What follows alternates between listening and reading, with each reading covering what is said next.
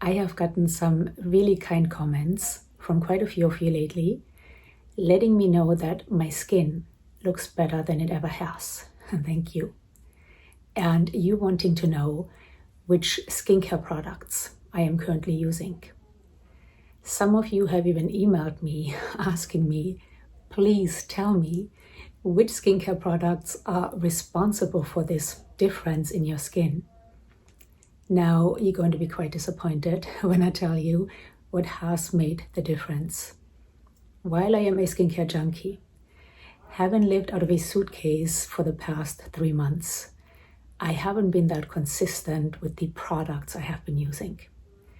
I did, of course, bring some of my favorite products, ran out of some of them between states, and replaced them with something else, just to make it easy. So again, over the past 3 months, I haven't been that consistent with the products I have been using. But what has made the difference, again, you're going to be disappointed, is lighting.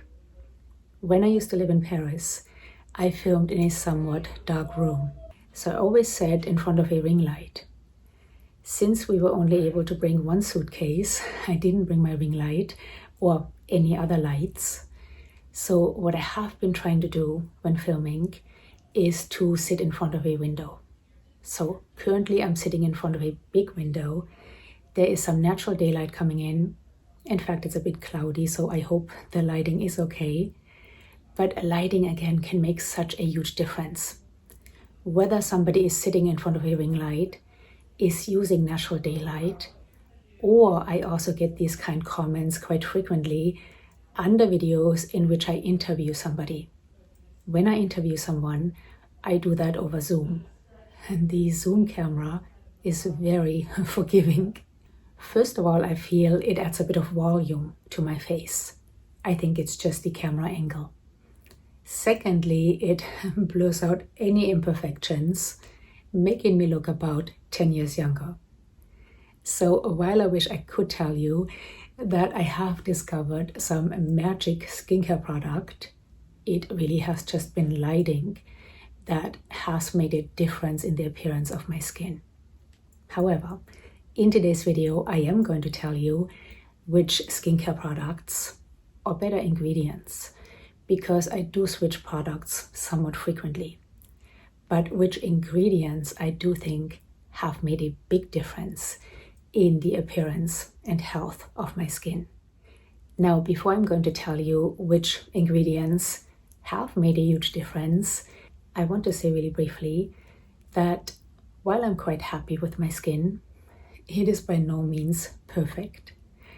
I turned 55 this January, and I definitely have all the signs of aging.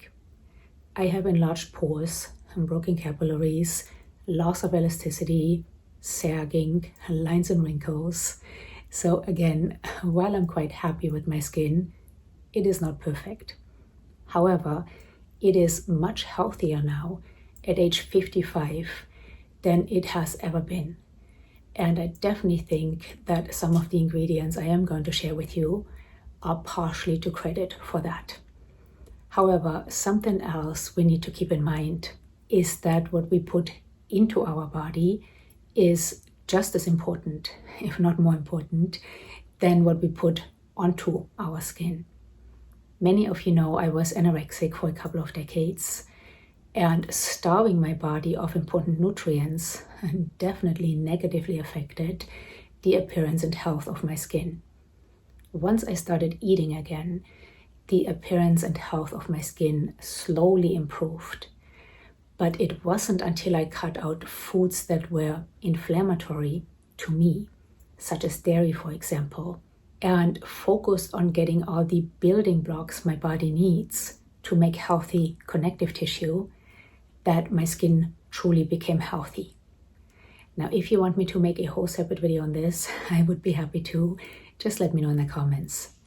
But I do think it is important to remember that what we put into our body has a big impact on the appearance of our skin. Okay, with that said, let's talk about the ingredients I think have made a big difference in the health and appearance of my skin. And I am going to start with the most important ones first, the ones that have made the biggest difference, to spare you the suspense. The number one ingredient or product that has made a huge difference is sunscreen. Now, I know we hear this all the time, and sunscreen is not necessarily the most exciting skincare product, but it is arguably the most important. If you do not use sunscreen, all your other skincare is a waste of time and money, in my opinion. I used to be a sun worshipper. I moved to Los Angeles from Germany at age 22, and I made up for all the sun I didn't get in the first 22 years of my life. So even in my mid-20s, my skin was very unhealthy, much too tan and leathered looking. In my mid-30s, I developed very bad rosacea, and I realized that the sun made my rosacea worse. And just because of that, for no other reason, I started using sunscreen on my face. However, since my rosacea was only on my face, I neglected to use sunscreen on my neck, chest, and the rest of my body, which is one of the reasons there is quite a difference between my face, my neck, and the rest of my body. I finally started applying sunscreen to my neck on a regular basis in my early 50s. And while my neck still looks somewhat weathered, I do feel that not only have I been able to ward off further sun damage, but I have actually been able to reverse some of that sun damage. Now, I know there is a bit of a debate about which is better, physical or mineral SPF or chemical SPF. In my humble opinion, if you find an SPF you like to wear and are willing to wear, then that is good enough, no matter which filters are being used, as long as the SPF you chose uses broad spectrum protection filters. Personally, I use both. I use some mineral SPFs, and lately I have been using this one quite a bit by Naked Sundays. This uses zinc oxide and it is an SPF of 50 plus.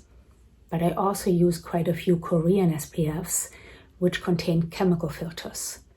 Now, they do contain chemical filters we do not use in the United States. Those are fairly new filters that aren't approved by the FDA. But I use both, and I have made many videos on SPFs. If you're curious, I will link them all down below. The second ingredient, which has made a huge difference in the health as well as appearance of my skin, is tretinoin. Tretinoin is also known as retin A, and it is a form of vitamin A, retinoic acid, which has long been known as the gold standard in anti-aging. Many studies have demonstrated the effectiveness of retinoic acid, not only when it comes to increasing cell turnover, helping with collagen and elastin production, slowing down collagen degradation, but also when it comes to treating certain skin cancers. I started using retinoic acid about 5 years ago when we lived in Italy, and I wish I would have used it much sooner. But in Italy, you can get retinoic acid over the counter for about 15 euros. Back then, before I started using retinoic acid, I had, from having been a sun worshipper, quite a bit of actinic keratosis showing up, especially on my forehead. Actinic keratosis is an abnormal growth of cells caused by long-term damage from the sun. They are not cancerous, but a small fraction will turn into skin cancer. So it is important to take care of actinic keratosis. So back then I would go to the dermatologist, he would freeze some spots off and they would come back in a different area. So I started using retinoic acid, not because of my actinic keratosis, but because I wanted to use it for anti-aging. However, even though I started using the retinoic acid very, very slowly, and if you are curious about how I started, I did actually make a video on that. I will link it down below. So even though I started very, very slowly with the retinoic acid, within about 3 months, all my actinic keratosis disappeared and has not returned. Not only that, but looking at this picture, which was taken about 6 years ago, so I was 49 years old, I definitely think that my skin looks healthier now than it did back then. And while of course I still have lines and wrinkles, again, I do feel that 6 years ago they were more pronounced than they are now. So retinoic acid has made a huge difference as far as the appearance, but also the health of my skin. Now, one big problem I have with retinoic acid is that I cannot use it more frequently than once a week on my neck, which is another reason there is quite a difference between my face and my neck. If I use retinoic acid on my neck more frequently than once a week, my neck gets very, very irritated. I can use other forms of vitamin A, such as retinol or retinaldehyde on my neck, but still not every day. Now, retinol and retinaldehyde are forms of vitamin A which are converted in the skin into retinoic acid. So they are not as potent, but they are also less irritating. So I can use them a few times a week on top of once a week retinoic acid, but still not daily, unfortunately. Currently, for my retinoic acid, I am using the Altrino 0.05% tretinoin. This is a beautiful formulation. It is almost a serum-like consistency.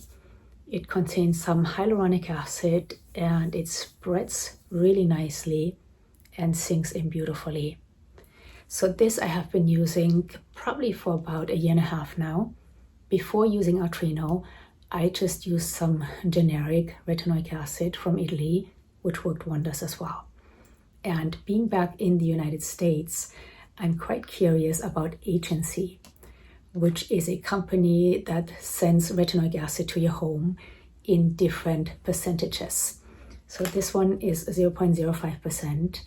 I started with 0.05%. I have never gone higher. But with Agency, you can kind of customize your percentage, which I think is neat. However, I've never tried it. I am curious about it. So if any of you are using Agency, please share your experience with them down below. So retinoic acid, along with sunscreen, are my desert island ingredients, the ones I don't ever want to be without, and the ones I have seen the biggest difference with. However, another ingredient, or really group of ingredients, I have seen a huge difference with is alpha hydroxy acids. Alpha hydroxy acids, such as glycolic acid or lactic acid, help exfoliate the outer layer of our skin, allowing fresh skin cells to come to the surface, therefore making our skin look healthier and more glowy. But alpha hydroxy acids may also promote increased gene expression of collagen and hyaluronic acid in the dermis and epidermis, which in turn improves plumpness and hydration of the skin. When I first started using alpha hydroxy acids, I started with lactic acid. Lactic acid has a bigger molecule than glycolic acid, so it doesn't penetrate as deeply and is therefore less irritating than glycolic acid can be. Once my skin got used to lactic acid, I started incorporating some glycolic acid. So currently I am using the Skin Better Science. These are the Alpha Red exfoliating peel pads. These are beautiful. They contain glycolic acid, lactic acid, and also salicylic acid. I use these twice a week. So again, these are beautiful, but there are many great alpha hydroxy acid products on the market at a fraction of the cost of this. And talking about peels, I have done some buffered TCA peels, which I did make videos on. I will link those down below. I have never done regular TCA peels. They really scare me. But from both, these buffered TCA peels, as well as alpha hydroxy acids, I can definitely see a difference as far as skin texture and also breakouts and blackheads. And talking about peels, I am going to try a new peel in a couple of days, which I will of course film, so stay tuned for that. Now let's talk about ingredients I feel definitely make a difference, but the visible difference from those ingredients is not quite as extreme as from the 3 I just mentioned. Now, for the most part, when I look at ingredients, what I look for is ingredients that are backed by science. One of those ingredients is topical estrogen. I actually made a whole video on estrogen for the face and the studies behind it. And those studies were quite promising. They showed that either 0.1% estradiol or 3% estriol applied topically for an extended period of time showed a significant increase in epidermal thickness and a reduction in lines and wrinkles. One of those studies actually showed that topical estrogen combined with glycolic acid led to an even greater improvement in epidermal thickness. Now, I am on HRT, but I did come across a study showing that even women who are on HRT can still benefit from applying estrogen to their face. So that study got me curious, and I started using estrogen on my face, neck, and chest as well. And for the last year or so, I have been using this right here by My Alloy, and this contains 3% estriol. Now, while I really enjoy using this, I find it quite soothing. I can't tell you that I see a huge difference from using this. But again, topical estrogen falls under the category of ingredients I believe in, especially since they are backed by science, but I can't necessarily see a visible difference from, at least not as extreme as from retinoic acid, sunscreen, and alpha hydroxy acids. But because these studies I looked at make sense to me, this is something I am going to continue using. Another group of ingredients that falls into that category of I believe in them, they have some science backing them up, but I can't necessarily see a visible difference from them, are growth factors and peptides. Both topical growth factors as well as some topical peptides have some promising studies behind them, which is why I try to use either one or the other, usually in my evening skincare routine. I have tried quite a few different growth factor serums as well as peptide serums, and for the most part, and there have been some I didn't like, but for the most part, I found them very soothing, healing, and even anti-inflammatory. And that's important because inflammation equals aging. Now, currently I'm not using a growth factor serum. I just finished up the Calecim multi-action cream, which is nice, but my favorite growth factor serum is still the Neogenesis recovery serum, which I used for years and at some point will get back to. But currently I'm not using a growth factor serum, but I am trying a peptide serum by Elastin. This one I haven't used long enough to tell you whether it makes a difference or not, but like most peptide serums or growth factor serums I have used, I do find this quite hydrating and soothing. So peptides and growth factors are definitely ingredients I want to have in my skincare routine, even though they don't make as drastic of a difference as the first 3 ingredients I mentioned in this video. And then lastly, another group of ingredients that falls into that category is antioxidants such as vitamin C. Like with the previously mentioned ingredients, there are some very promising studies demonstrating the beneficial effects of topical antioxidants, especially vitamin C. Vitamin C does not only help protect us from oxidative damage caused by pollution and UV radiation, it can actually help make our sunscreen more effective, and vitamin C is crucial for collagen production. Now, most studies have been done on ascorbic acid. My skin can be somewhat sensitive to ascorbic acid, which is why I often use vitamin C derivatives, such as tetrahexyldecyl ascorbate. However, currently I am trying this serum right here by Zio Skin Health, and this does contain, I believe, 10% ascorbic acid, as well as tetrahexyldecyl ascorbate. And so far my skin is fine with this. So vitamin C is another ingredient, or antioxidants. I think vitamin C combined with other antioxidants is another group of ingredients I definitely think is very beneficial to have in my skincare routine. And then currently I'm also trying some newer skincare ingredients, such as senolytics, NAD precursors, and DNA repair enzymes. I haven't used any of them long enough to tell you that they indeed make a difference, but it will be interesting to see. So I hope this video was helpful. Please keep in mind that these are ingredients or products that work well for me, but we are all different. So please find what works for you. And if you have found something, a product or ingredient that has made a big difference in the appearance and health of your skin, please share down below. If you have found something that has done the opposite, please share it down below. And of course, any questions or comments, share them down below. I always love to hear from you. And please remember that what we see on social media, we shouldn't compare ourselves with.